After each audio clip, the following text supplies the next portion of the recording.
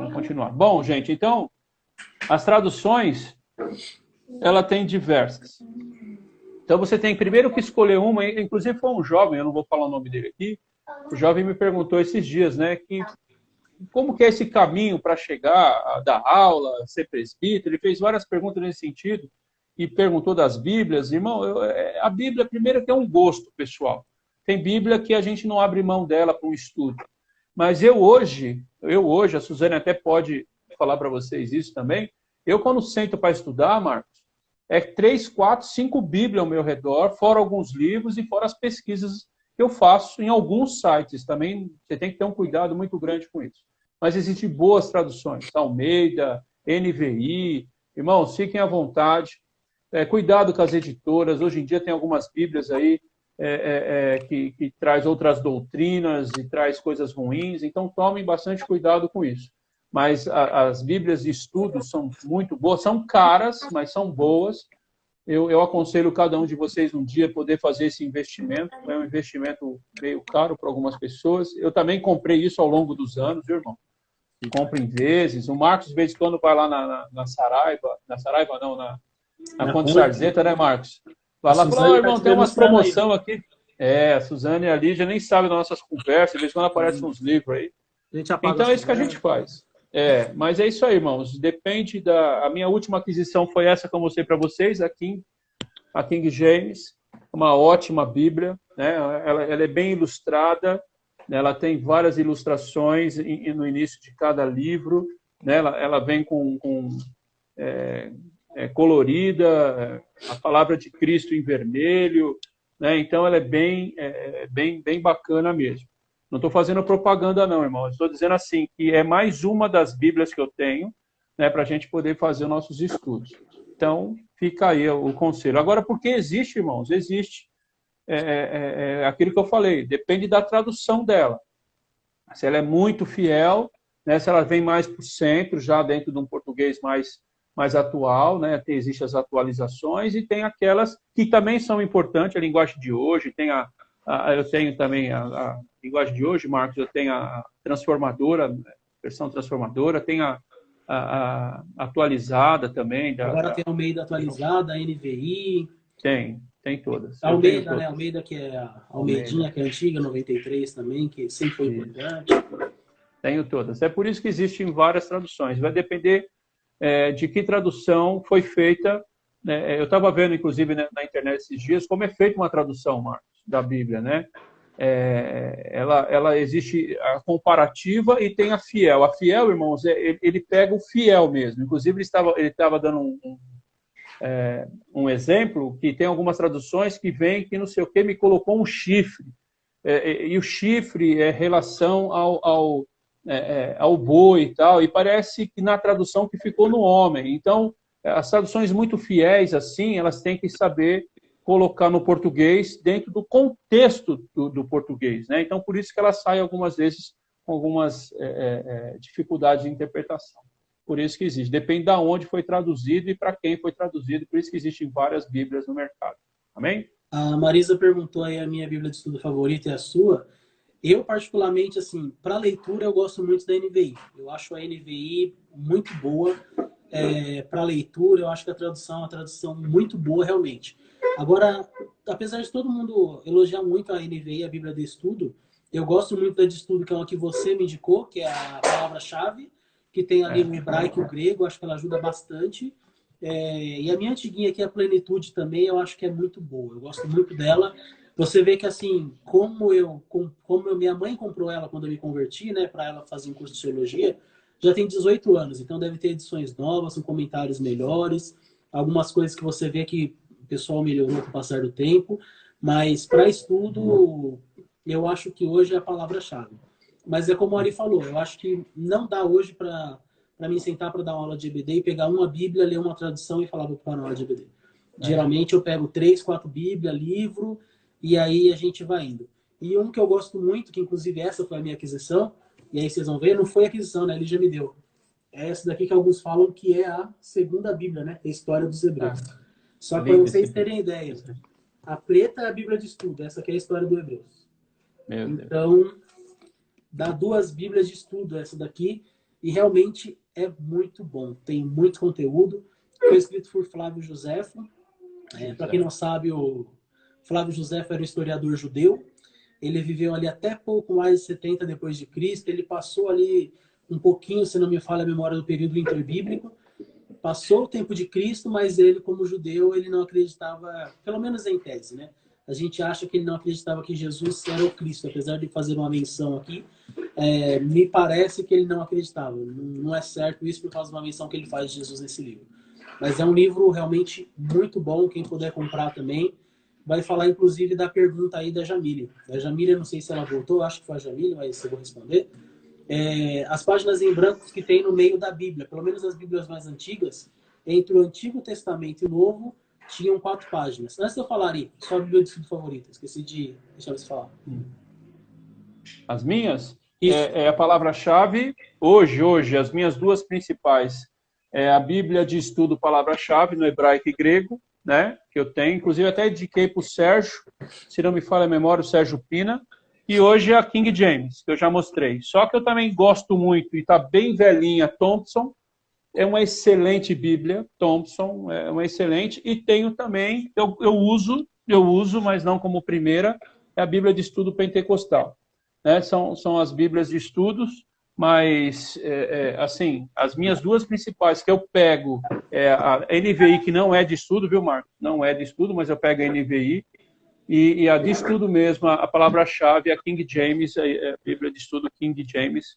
A tradução de 1611, não a outra, a tradução nova, não. Ela não é legal. Mas para estudo, essa aqui, a King James, está fantástica. Essas são as 2 principais. Amém.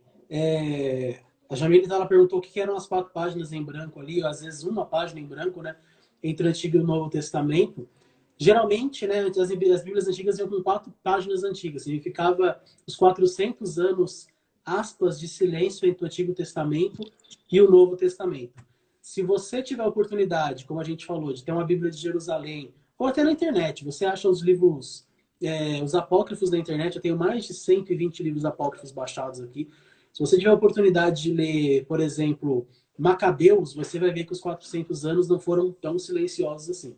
Aconteceu muita coisa, mas foram 400 anos. Então, geralmente, as 4 páginas em branco que tem lá no meio significam os 400 anos que não houve revelação profética. Então, são 400 anos que profetas ali não se manifestaram, não falaram nada, não houve um assim diz o Senhor para aquele povo.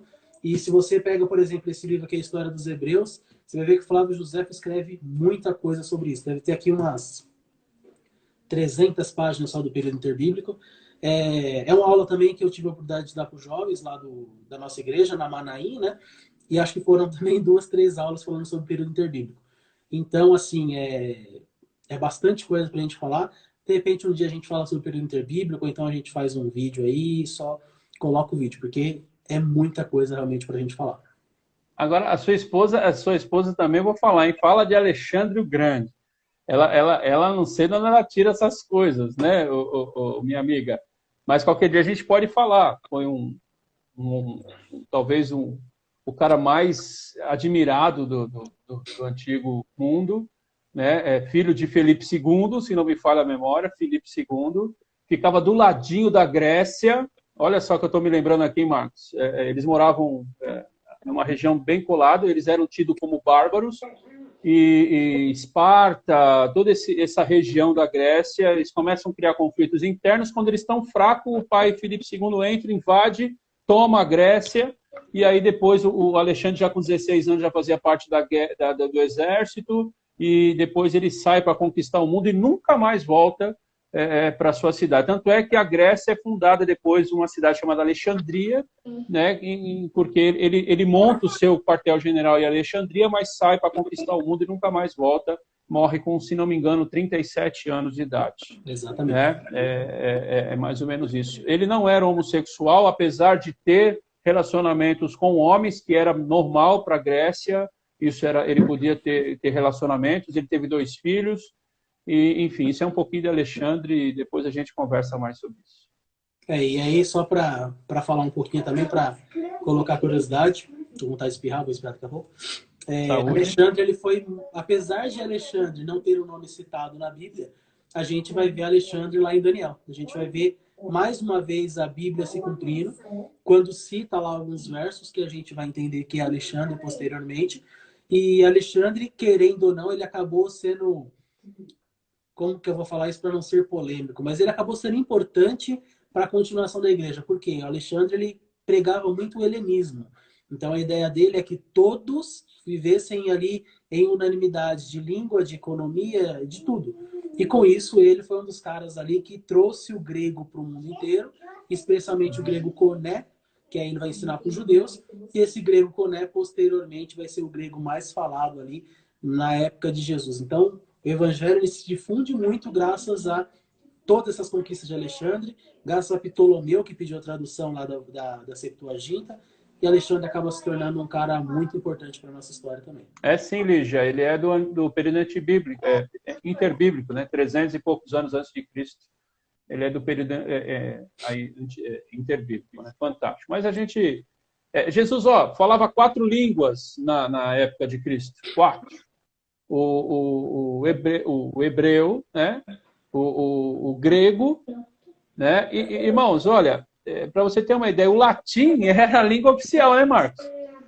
E ninguém falava latim, porque quem conquistou Israel naquela época era Roma, né?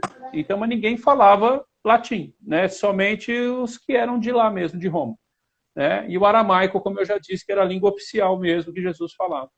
Tá bom? Então, isso aí é a cultura aí do senhor Alexandre o Magno, Alexandre o Grande. É uma história fantástica.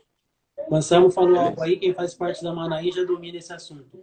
Não sei se a Cris está aqui ainda, mas essa é a importância aí eu vou fazer, né, o jabazinho.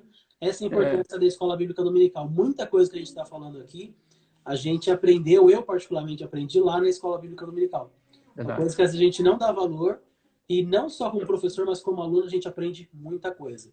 Isso realmente, a gente já tratou na Manaí, e acho que foi um assunto muito bom para a gente também. É isso aí. Vamos lá, vamos seguir. Vamos lá. Ari, o que mais você anotou aí, Ari, enquanto eu procuro minhas anotações aqui? Você tinha feito algumas perguntas para mim na questão da... por que Hebreus e Judas quase ficou fora do cânon, né? Exato. Para quem não sabe, quando foram formar o cânon bíblico, né? Na verdade, o Novo Testamento, alguns livros, eu até falei no workshop que eles ficaram meio de lados e foi algo tipo assim, deixa esse daí que depois a gente resolve. E aí, entre eles, estava lá, né? Judas, Hebreus, até Tiago ficou e alguns outros livros, acho que 2 Pedro, outros livros ficaram de lado. E eu tinha perguntado para o Ari, para a gente trazer aqui para a nossa conversa, por que esses livros aí, eles quase ficaram de fora? Por qual motivo? Olha, irmãos, até por causa do seu conteúdo e também porque Lutero não aceitava esses 2 livros. Para ele, tanto é que diz aí, as pessoas próximas à história, não sei se isso é verdade, diz que, inclusive, ele rasgou até a parte de Tiago da sua própria Bíblia, segundo o Papa, né, que não tinha Bíblia ainda. Irmãos, naquela época, nem Martinho Lutero ainda tinha livros impressos como... A Bíblia foi o primeiro livro impresso, né, em 1700... Quer ver, irmãos? Aqui, coloquei, 1455 na Alemanha, né, Gutenberg imprimiu. Então, possivelmente, ainda não se tinha ainda uma Bíblia como... talvez Lutero até tinha, mas não era muito comum ainda. Mas o primeiro livro impresso na humanidade, impresso mesmo, foi a Bíblia. Olha só que interessante, né? Então, esses livros fugiam um pouco daquilo que o próprio Lutero e alguns reformadores tinham em mente. Então, eles iam contra as doutrinas da reforma, então eles quase ficaram fora do cânon, né? Mas aí acabou se mantendo eles, graças a Deus, né? Porque o Espírito Santo não ia permitir isso. Mas se o Marcos tiver algo para acrescentar sobre isso, por favor. Na verdade, eu até comentei com vocês lá no começo, eu estou pegando aqui o que eu tinha escrito, como eu disse para vocês, né? Para haver a canonização de alguns livros, eles seguiram alguns critérios. Isso, revestinha da Escola Bíblica Dominical, hein? Seguir alguns critérios. Então, você vai ver que, por exemplo, deixa eu ver se eu acho aqui, senão vai ser sem cola mesmo. Então, entre os critérios vai estar, por exemplo, quem escreveu esse livro. Então, quando eles olhavam para os livros e viam que era um apóstolo, um discípulo, eles falavam, opa, peraí, esse aqui andou com Jesus, e ele não nega nada que está no Antigo Testamento. Separa, esse daí já está separado e vai. Vamos citar, por exemplo, 1º e 2 Coríntios. Aí vão ter outros critérios. É aceito pela igreja? A igreja aceita esses livros? Não aceita? A igreja rejeita por algum motivo? Acharam alguma coisa ali que não bate com a palavra? Então rejeita. Então, com isso, a gente vai ver que até hoje a gente não sabe quem foi o escritor Hebreus. Então, Hebreus, pelo que eu pesquisei, ele fica meio de lado por causa disso, porque a gente não sabe quem escreveu Hebreus. Foi Paulo? Foi Apolo? Não foi nenhum dos dois? Foi um terceiro? A gente não sabe. Tem a questão de 2 Pedro. 2 Pedro, pelo que eu pesquisei, uma questão dele é que ele tinha pouca circulação entre as igrejas.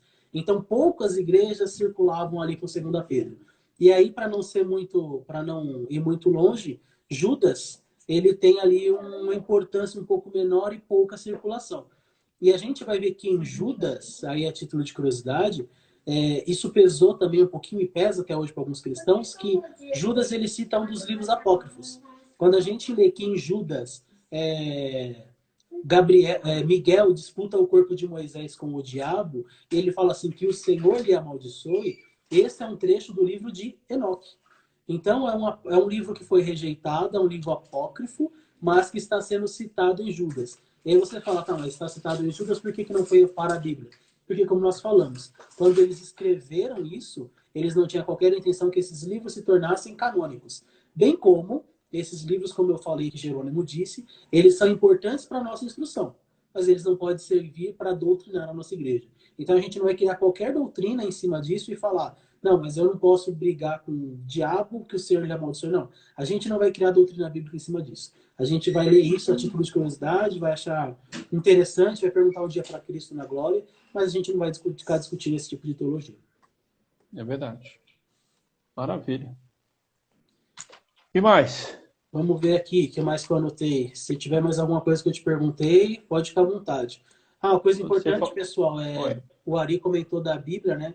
Quando Lutero ele faz ali a primeira impressão da Bíblia, é interessante que Lutero ele fez a Bíblia justamente no alemão, traduzindo da Vulgata, né? Para que as pessoas tivessem acesso à Bíblia. Então, se você pesquisar, você vai ver que a Bíblia de Lutero era mais ou menos 360 vezes mais barato que uma Bíblia em latim. E o latim que a maioria das pessoas daquela época não falavam na Alemanha. Ou seja, somente a igreja da época, a igreja romana, tinha acesso à Bíblia, e as pessoas não tinham acesso. Lutero, ele compra uma briga muito grande, se você for ver a história de Lutero, inclusive tem um filme que se chama Lutero, que é muito bom, e ele compra uma briga muito grande quando ele imprime a Bíblia em alemão, demora muitos anos para traduzir, e ele imprime para todo o povo. E aí a gente vai ver que ali mais ou menos entre 1200 e 1300, a Igreja Católica ela proíbe a leitura da Bíblia pelos leigos. E aí, se você era leigo, você não poderia ler a Bíblia. Então, Lutero comprou uma briga muito grande ali por volta de 1500, 1400 e pouquinho, porque ele vai, por mais que a Bíblia fosse proibida, ele imprime a Bíblia alemão, entrega 300 vezes mais barato e fala, leia e conheça a verdade. Essa é a oportunidade que nós temos hoje. Ô Marcos, agora, na síntese da nossa aula de hoje, se todos os crentes aí que estão nos ouvindo ainda abrirem a primeira carta de João, por favor. Todos vão abrir a primeira carta de João.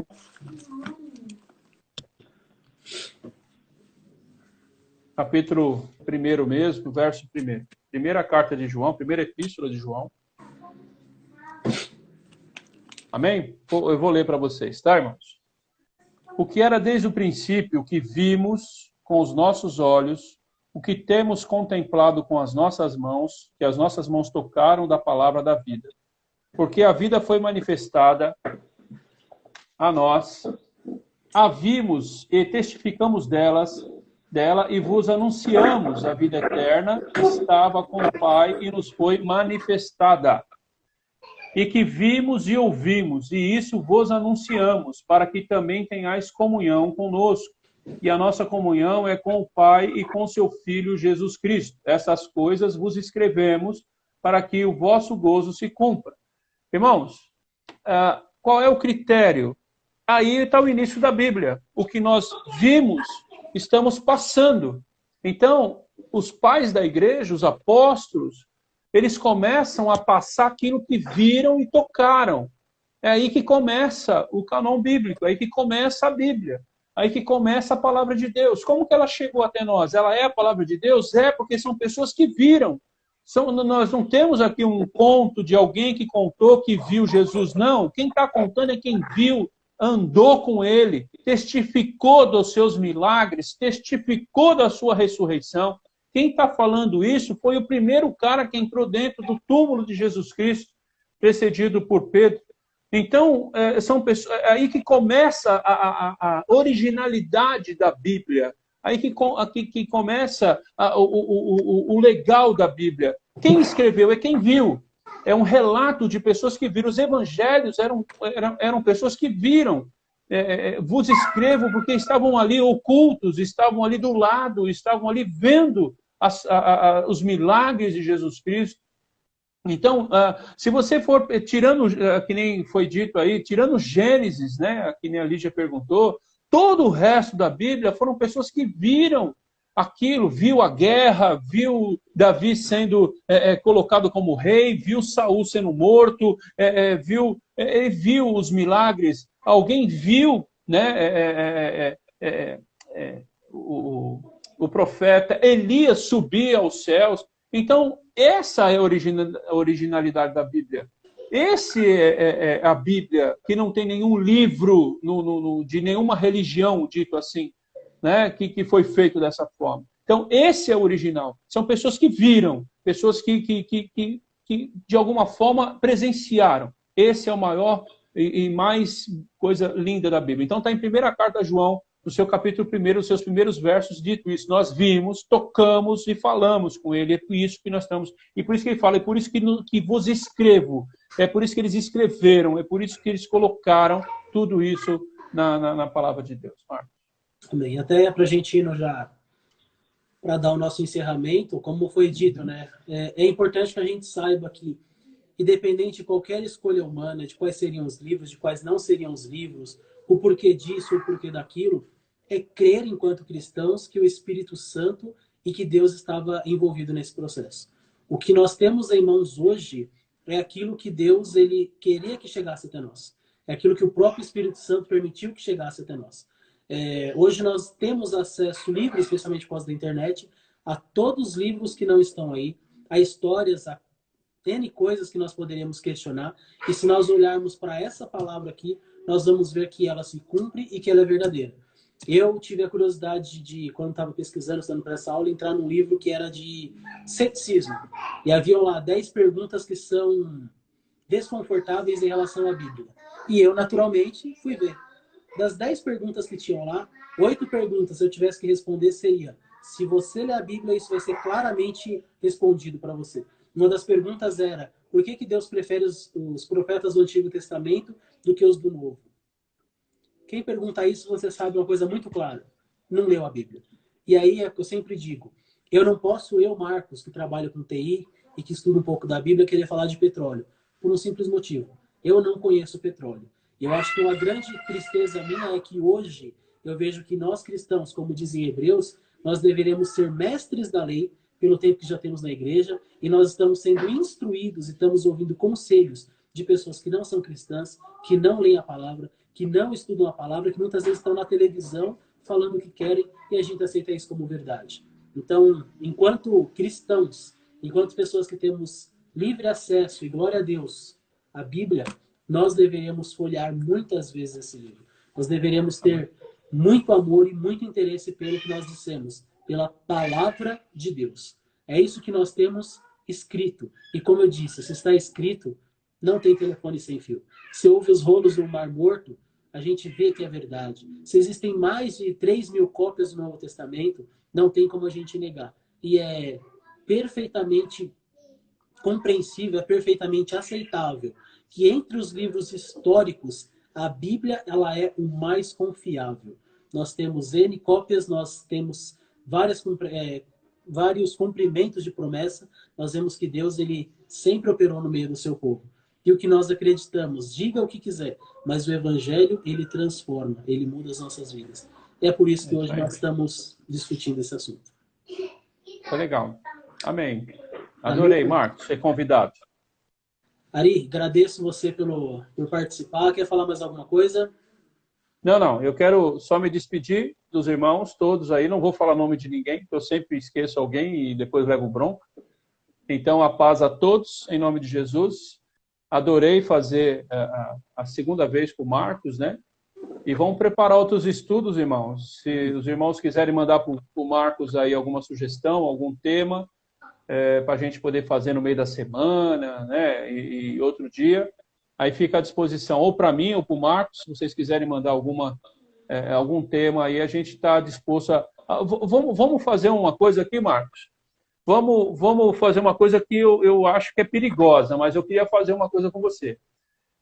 Eu e o Marcos topamos desafios. Faça algum tema para nosso desafio. Então, eu e o Marcos vamos pesquisar algo que você realmente tem muita dúvida sobre a palavra de Deus ou sobre algum personagem bíblico. E se você fizer isso, fica aqui um tema, o desafio do Marcos e do Ari. Pronto. Se você quiser fazer alguma coisa, a gente lança para nós um desafio. Fala, irmãos, olha, eu tenho um cara assim, vamos falar da vida de tal, e eu e o Marcos vamos sair aqui e vamos fazer um estudo de 1 hora de um desafio que você veio aqui na minha cabeça agora, viu, Marcos? E desculpa aí que eu jogando a bola para você, porque eu aceito, eu adoro desafios. Então tá aí, irmãos, fica aberto para vocês. Vamos falar de um desafio. Lance o desafio para mim e para o Marcos, para a gente poder trazer em uma semana, ou não na semana que vem, mas um outro estudo que a gente possa trazer algum tema importante e difícil da Bíblia. Tá bom? Fica aí um desafio aí, se você quiser. Amém. E aí, para encerrar, para me pedir para o Ari orar, porque a Lígia já fugiu, né? Lígia. Eu já comentei com vocês, vou comentar pela última vez. Semana que vem a gente vai ter outro bate-papo desse, não vai ser com o presbítero Ali, vai ser com o Abner. O Abner é seminarista da nossa igreja. A gente vai falar sobre como é a vida de um seminarista e como estudar a palavra de Deus. Esse daí, Amém. a gente pretende estudar aí em 1 hora, até por mais que sejam 2 assuntos, né, a gente vai tentar limitar em 1 hora só. Se alguém que está vendo a nossa live agora realmente ao vivo, ver posteriormente, não sabe, nós somos Avivamento Bíblico ali de Vila Arapuá. Esse grupo de jovens que nós chamamos de Moving tem como objetivo mover-nos cada vez mais para mais perto de Deus. E se quiser nos visitar, depois do isolamento, Rua Carnaúba, 267, São Paulo, capital. Beleza? Amém. Ari, Amém. Obrigado pela participação. Glória a Deus pela sua vida, pela sua família. Vou pedir para você orar e a gente está encerrando essa live aqui por hoje. Tá bom.